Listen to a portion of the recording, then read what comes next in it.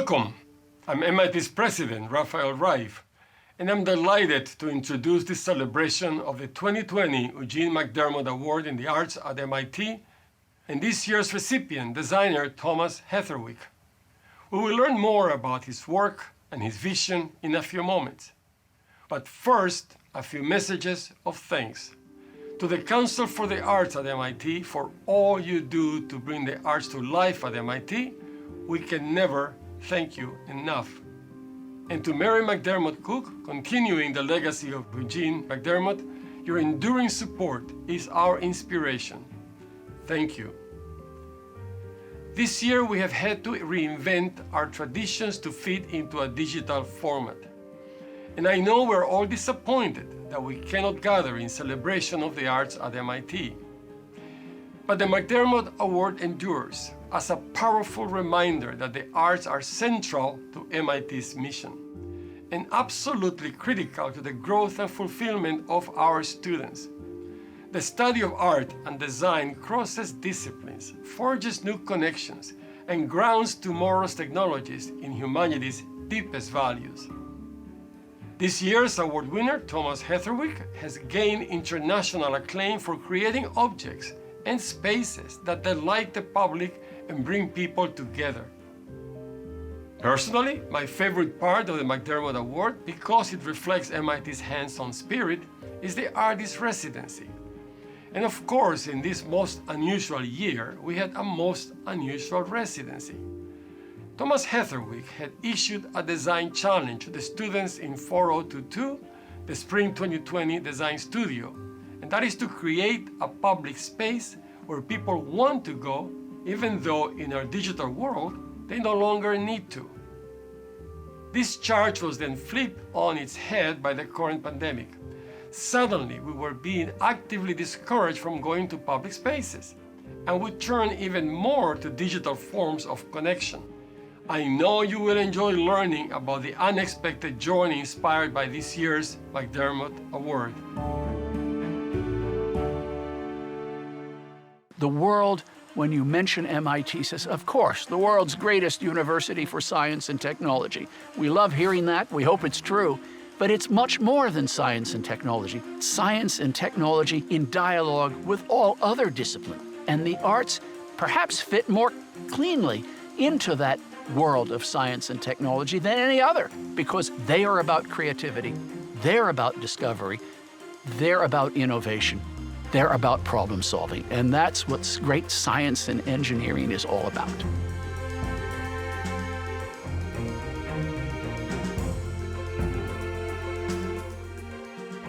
The McDermott Prize in the Arts at MIT is MIT's most important, most resonant prize in the arts. It has a national and international visibility.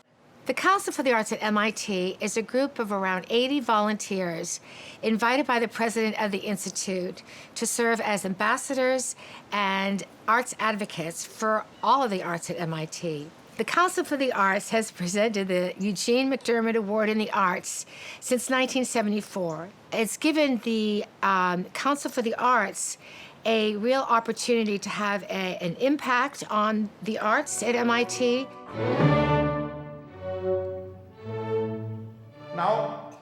And also has brought the community at MIT and other arts leaders from around the country to come to MIT to recognize the recipient and to really afford the opportunity to see really how MIT supports the arts. But around 50 years or so ago, the president of MIT set up a group, the Council for the Arts at MIT, to help guide undergrad and graduate student populations in their education of arts and humanities, and specifically to expose them to things that they wouldn't have access to that would echo the same experimentation from the science industry in experiments of art. We need art to help us guide experimentation and creative thinking around how technologies might be applied in more creative ways. McDermott Award recipients are united in several ways.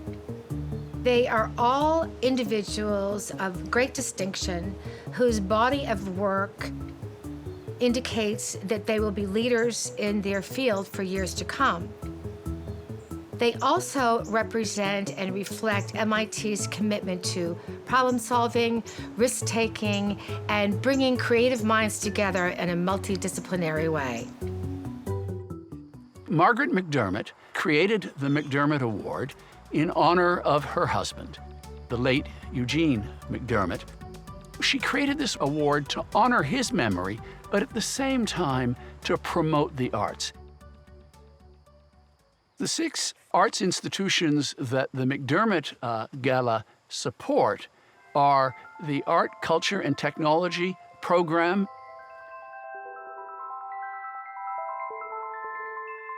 and the Department of Architecture,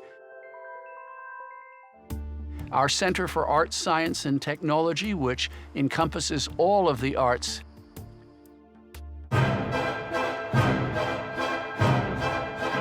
our Music and Theater Department, This clearing that is opened up by memory and by anticipation is time. Finite time. the MIT Museum, which is all about art, science, and technology, our List Visual Arts Center, which is all about defining and bringing to MIT artists, having their work exhibited, promoting them, and many go on to very stellar careers. And it's the List Visual Arts Center who are responsible for the curation of our public art collection.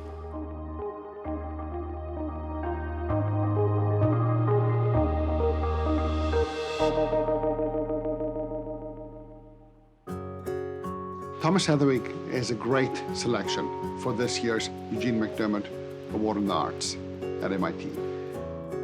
Thomas Heatherwick is a world-class designer working at the forefront of new materials. And he's constantly pushing the edge on how to make it better. And he's most well known recently for his vessel project in New York.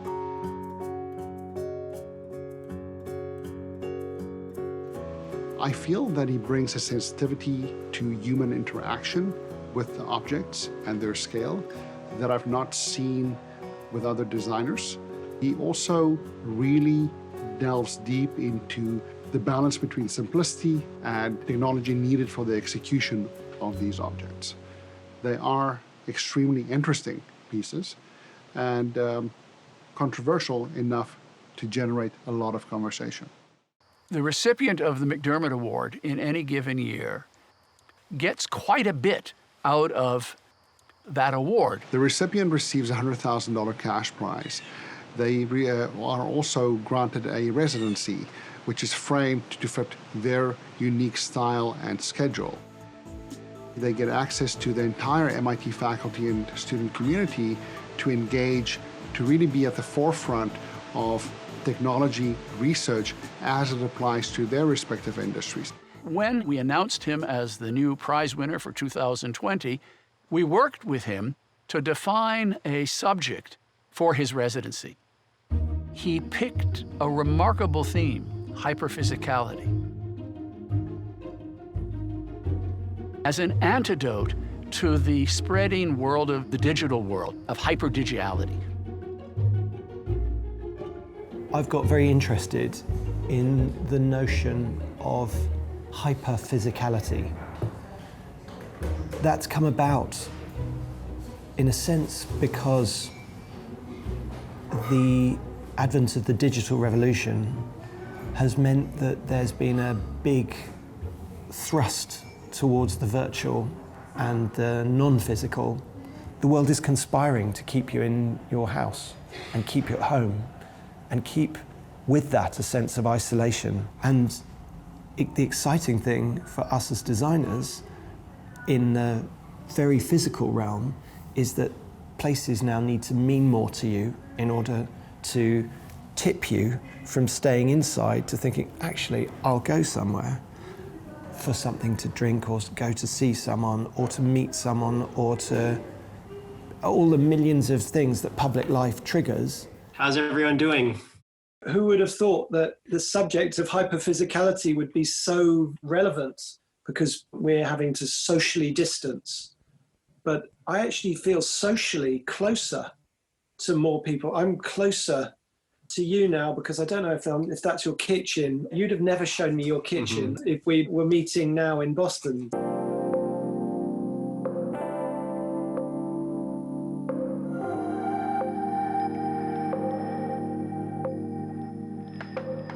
Students usually embark on a large-scale building exercise where they build pavilions that are 15 feet or more in dimension.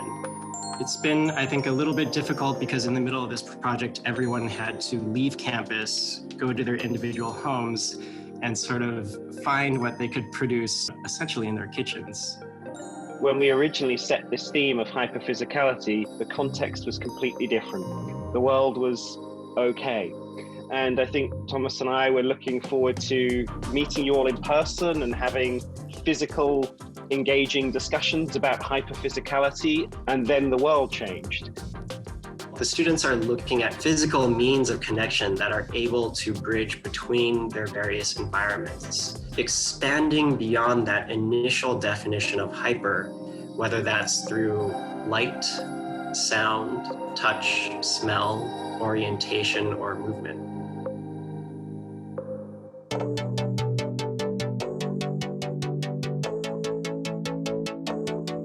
We've been interested in how you make places engage people more.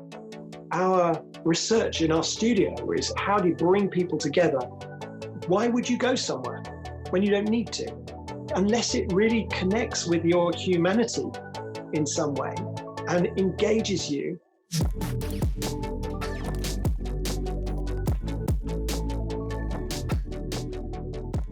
I took hyperphysicality to mean creating some sort of shared experience. We had to find a way to merge the physical and digital world. It was very vague, but it became very interesting because of this whole coronavirus situation. The students jumped in and embraced the sudden shift in the whole project, and yet it was so relevant. And it was a treat for us to watch the process happen over a number of weeks. So this is a giant tessellating structure that would act as an acoustic sound drop. An acoustic backdrop is hyperphysical because it creates a more immersive experience. My project was basically trying to create some sort of object that you could take into a video call in order to make that call a more playful environment and to sort of have time with your friends that was not limited to just this box that we're in all the time now. Our group wanted to focus on obsessive rituals, in particular in light of this COVID-19 situation, hand washing. And we saw it as hyperphysical because soap is one of the only things that we can all physically touch right now and kind of share. So you can see all of these 5 blocks that we've been using for about 3 weeks now when we wash our hands. And you can see how over time each person's has eroded to emphasize different motions. It's a lovely project. I love the materials you've used. I find them still holding back a little bit in terms of form. I would push it to its limit till they are the definitive hand sculptural, the dance. I mean, there's a choreography, isn't there, that you've really tracked, which was lovely. And how they provoke that hand dance. It's really powerful to have people involved in classes that are doing what you want to do when you graduate, see kind of what you're going towards. I really appreciate the amount of efforts and deep thinking that each of you have put into this, because I know it's an incredibly abstract brief, dissecting the word hyper and turn it into these incredibly physical things that yet operate in totally non-physical ways in order to connect you.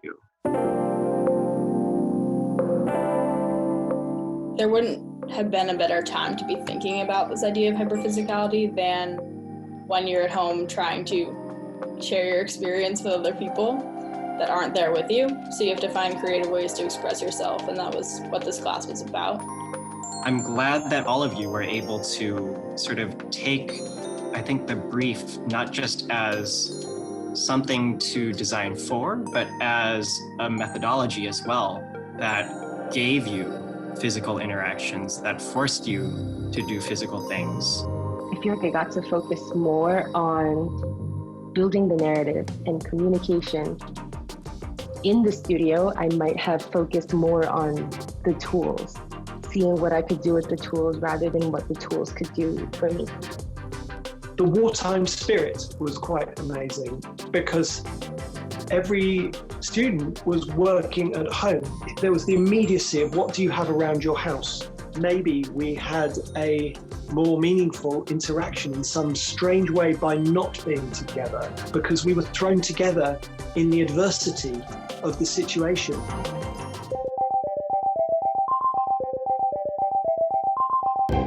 Hello, my name is Hashim Sarkis. I'm the Dean of the School of Architecture and Planning at MIT, and I am here to interview the recipient of the McDermott Award for the Arts at MIT for this year, Thomas Heatherwick.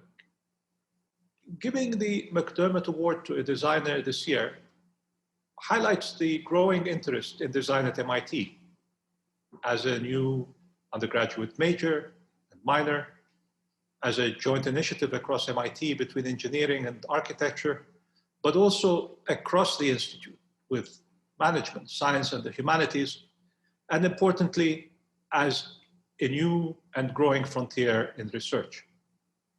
Giving the McDermott to Thomas Heatherwick specifically celebrates a new direction for design. It is in some ways a return also to the Renaissance use of the term design, as a way to draw out of the mundane scenes of life a sense of wonder, and as a way to turn everyday objects into dignified monuments for human experience.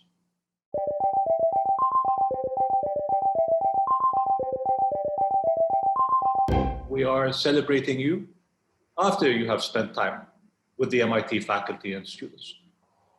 So I hope you can reflect on your experience here.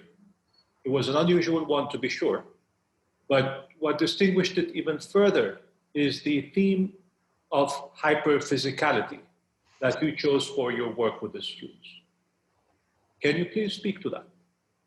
Yeah, well, when we came up with that idea that hyperphysicality might be the thing that the students might get their heads around, there hadn't been a global pandemic at that moment. By not being together, we would have thought that it would have been the worst. But it was really impressive. The students did, I wonder if they would have been that good if they'd actually been together.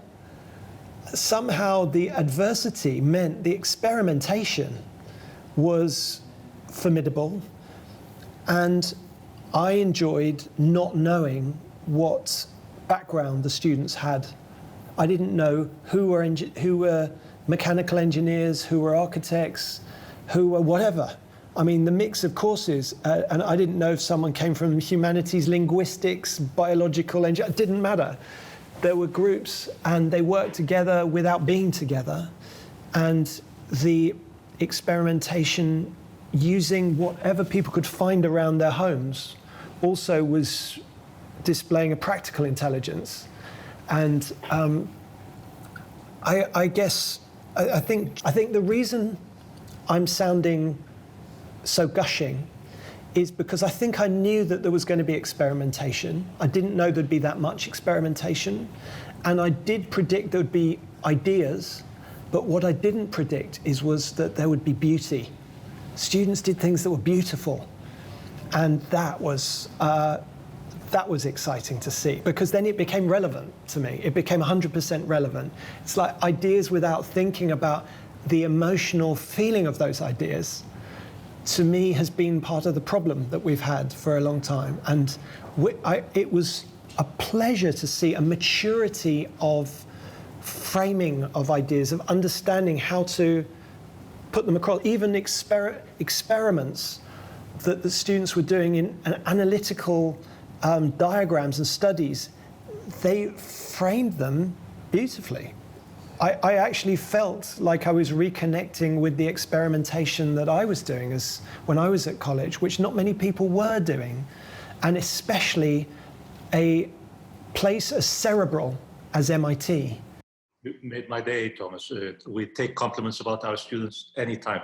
But importantly, what you said resonates very strongly because we try very hard. We strive not to teach, but to encourage learning and to learn with the students as well. And I feel like hearing from you about your experience, we've achieved that with Jeremy and with your studio group. I mean, here you are sitting in something that looks like an orangerie, drawing room, but it's actually your desk. And instead of the plants being in the background of that Zoom window, you've brought them to the foreground and background. You've turned your space into both architecture and garden. There is a long tradition of associating the designed object with the vegetal and with the animal. But that has become now increasingly complicated by this expanded understanding of who we are, where we are in relationship to other beings on this planet, and also in our understanding of our impact on this planet as having been negative for the most part, and that these creatures, animals or plants, are vulnerable because of us. I ask this question at two levels. One, in terms of the traditional understanding of the designed object as being an object that takes on zoomorphic and vegetal motifs around it and even morphologies, and we begin to associate the things we produce with that realm as a kind of other world than the human world, but also in relationship to the growing ecological consciousness, which necessitates a very different relationship with these objects. Your work is deeply into that. And by deeply into that, I mean it is opening up possibilities in this domain. And I wanted to ask you if you could speak to that dimension in your work. Can you tell us about the table? We were commissioned, and at the beginning of the lockdown phase, and I think we were in April, to design a desk. And normally we would have probably not been that inspired to design a desk. But at that time, we were all suddenly finding, sort of scrambling in all our different homes to find places to work.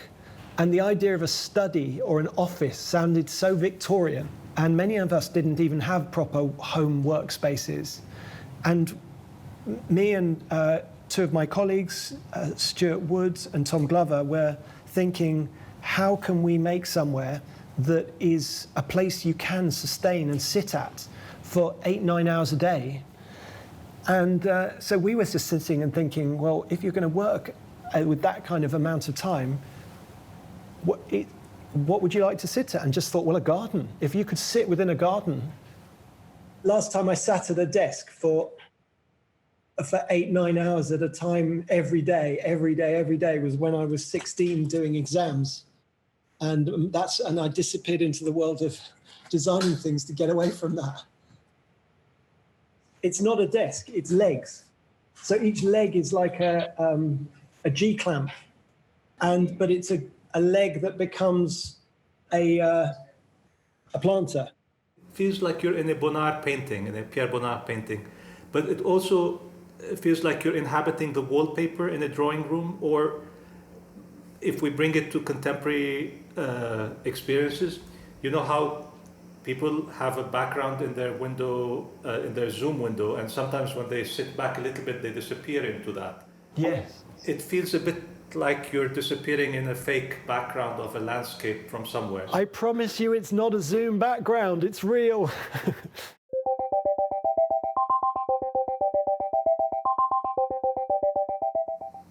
In your work, but also in your thinking, where do you think the next frontiers lie?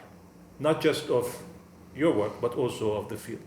We see you as a kind of forerunner, someone that is seeking new outlooks, not just for your own work, but for the field in general. Just walk down the street and just you start seeing problems. You just think, why is that so bad? Why is that so bad? Why did that? Well, and so for me, everything grows from problems. And to me, I see a problem not as a negative thing, but as an incredibly inspiring thing. And as soon as you saw a problem, just the seeing of the problem, you're 3/4 of the way to solving that problem. I think the only time you stop having ideas is if you think the world's perfect. And I would be fascinated to find anyone who thinks that.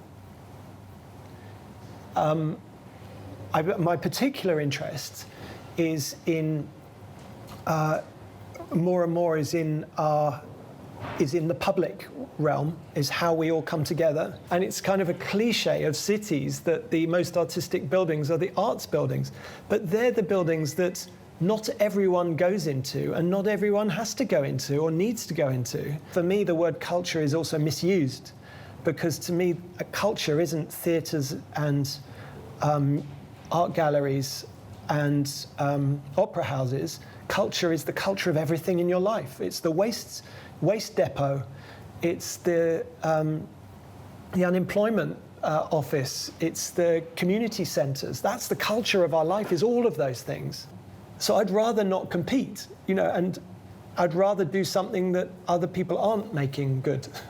So for me, the creativity of the commission is the most important thing. There's a poverty in the English language, which is usually very rich about these things, in expressing an aspect of what we do as architects in the social services world, which is a word that exists in French and Spanish, which is equipment, social equipment. By that it means hospitals, schools, local libraries, as you said, unemployment offices.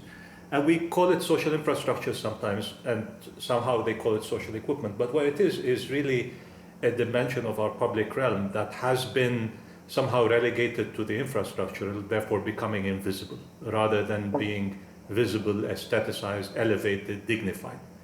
And yes, your work highlights that dimension, recovering a sense of wonder, a sense of dignity in the everyday public life, but also introducing a kind of unexpected monumentality there. In the Venice Biennale for 2021, I'm dedicating a very big section, actually the biggest section of the Biennale will be dedicated to this idea of reinventing the social equipment. You are going to be designing a project for the Biennale that we cannot talk about specifically, but maybe you can reflect on that, meaning the setting of an artistic exhibition and the work that you're doing within it. Also as being a designer among architects, and they are not the same breed. I think you've discovered that in many contexts of operation. But more importantly, by telling us, please, how will we live together? I think that there is a joy to being together and the moments that we share that I'm always looking in our projects to amplify. In a sense, how do you break people out of themselves? I believe design can do that, is break us out of ourselves and actually that we each have those yearnings, and they're so precious, and now more than ever that we will be maybe working from home more of our time. Cities don't need to imprison us. Just like the workplace won't have us in a headlock anymore, cities won't either. What are the ways that make people come together? Because that's the thing that the digital revolution can't do for you, and your home, wherever it is, can't really do for you. And there is a magic, and I do believe that there is a power to humans together. As a group, we can solve problems in quite extraordinary ways, but we can also have incredible social interaction together. And I see my job as making triggers, excuses, urban chemistries that make togetherness happen.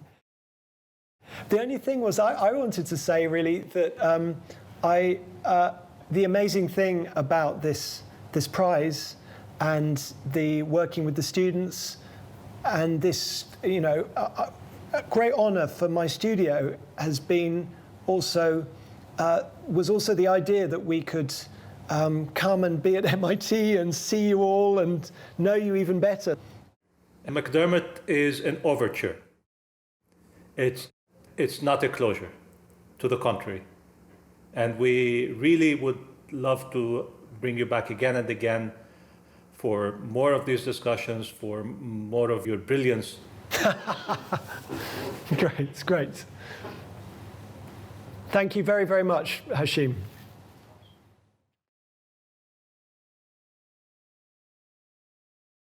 I was very lucky to be asked to come and speak at MIT a couple of years ago.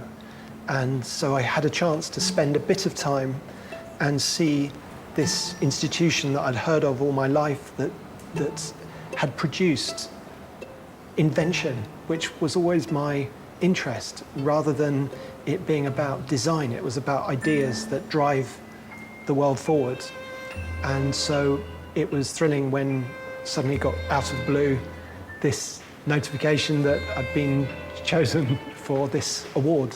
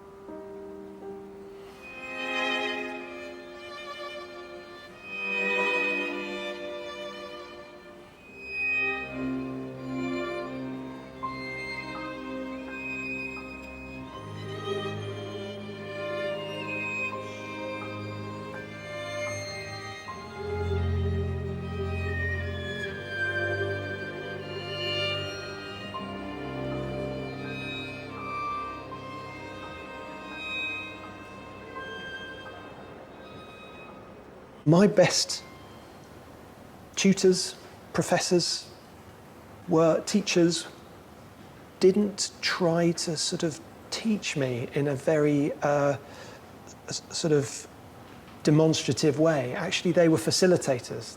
They allowed me to jump, and they encouraged, and they facilitated, but they certainly didn't sort of boss you around.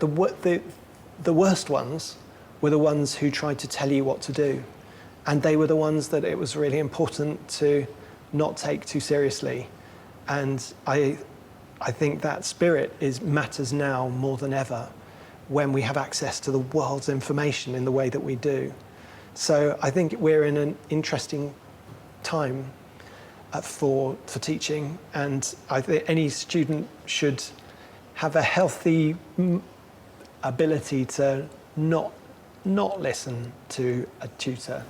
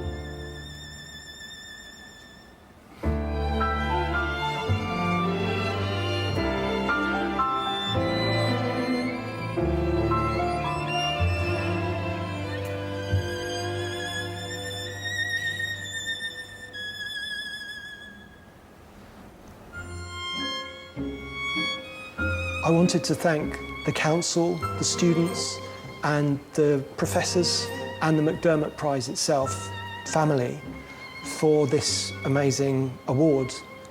For me, it's an encouraging thing. It's not something about the past. For me, it's an encouragement that people are interested in the development work that we've been doing as a team, and that there's a sort of hand of friendship reaching out from a group of people going, yeah, come on, keep going. Because I don't feel I'm any finished article. I feel that we've just got going as a studio. And as the students at MIT must feel, to be at MIT is a great sign of encouragement and egging on to do things. So I feel egged on by great egger-oners and people who themselves are being egged on. So I feel less lonely, because sometimes you can feel by yourself with your team, and to have that hand of friendship, which maybe sounds a bit cheesy, but it's a hand of friendship from somewhere as incredible as MIT, and a family that was based on innovation, like the McDermott family, is very exciting, and we're so grateful. I'm speaking on behalf of my studio, who I'm nothing without my studio. Thank you for joining us to celebrate the Eugene McDermott Award and its 2020 recipient, Thomas Heatherwick. I'm deeply proud that MIT has this opportunity to recognize individuals of such caliber and vision.